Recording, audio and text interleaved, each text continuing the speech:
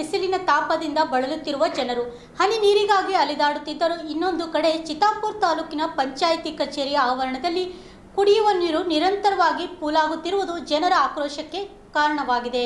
ಮುಂದೆ ಅಳವಡಿಸಿರುವ ನಲ್ಲಿ ದಿನರಾತ್ರಿ ನೀರು ಹರಿದು ವ್ಯರ್ಥವಾಗುತ್ತಿದ್ದು, ಇದನ್ನು ತಡೆಗಟ್ಟಬೇಕಾದ ಅಧಿಕಾರಿಗಳು ಸಂಪೂರ್ಣ ನಿರ್ಲಕ್ಷ್ಯ ವಹಿಸಿದ್ದಾರೆ ಎಂಬ ಗಂಭೀರ ಆರೋಪ ಕೇಳಿಬಂದಿದೆ. ಗ್ರಾಮಗಳಲ್ಲಿ ನೀರಿನ ಸಮಸ್ಯೆ ತೀವ್ರವಾಗಿರುವ ಸಂದರ್ಭದಲ್ಲಿ ಈ ರೀತಿಯ ಅಸಡ್ಡೆ ಸಾರ್ವಜನಿಕರಲ್ಲಿ ಅಸಮಾಧಾನ ಹುಟ್ಟಿಸಿದೆ. ನೀರಿಗಾಗಿ ನಾವು ಕಿಲೋಮೀಟರ್ಗಳಷ್ಟು ದೂರ ಹೋಗುತ್ತಿದ್ದೇವೆ, ಆದರೆ ಇಲ್ಲಿ ನೀರು ಹೀಗೆ ವ್ಯರ್ಥವಾಗುತ್ತಿರುವುದು ದುರಂತಕರ ಎಂದು ಸ್ಥಳೀಯರು ಆಕ್ರೋಶ ವ್ಯಕ್ತಪಡಿಸಿದ್ದಾರೆ. ದಲಿತ ಸಂಘರ್ಷ ಸಮಿತಿಯ ಮುಖಂಡರಾದ ಬಸವರಾಜ್ ಕಾಶಿ ಮಾತನಾಡಿ, ನೀರಿನ ಪೋಲು ಗಂಭೀರ ಅಪರಾಧ, ಕೂಡಲೇ ಜವಾಬ್ದಾರಿಗಳ ವಿರುದ್ಧ ಕ್ರಮ ಕೈಗೊಳ್ಳಬೇಕು, ಇಲ್ಲವಾದರೆ ಹೋರಾಟ ನಡೆಸಲಾಗುವುದು ಎಂದು ಎಚ್ಚರಿಕೆ ನೀಡಿದ್ದಾರೆ.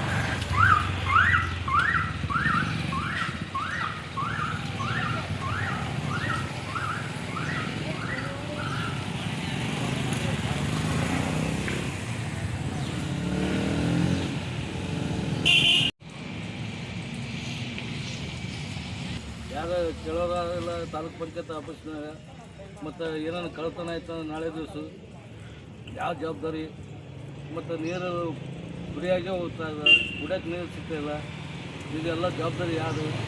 ಇವು ಏನು ಮಾಡ್ತಿದ್ದಾರೆ ಮತ್ತು ಇದ್ರ ಸಂಬಂಧಪಟ್ಟ ಅಧಿಕಾರಿಗಳು ಅಸ್ತವ್ಯಸ್ತ ಮಾಡ್ತಿದ್ದಾರೆ. ಇವರಿಗೆ ಕಾನೂನು ಕ್ರಮ ಕೈ ಕೆಳಕ್ಕೆ ಹೋಗ್ಬೇಕಂದು ನಮ್ಮ ವಿನಂತಿ. ಬಸವರಾಜ್ ಕಾಶಿ.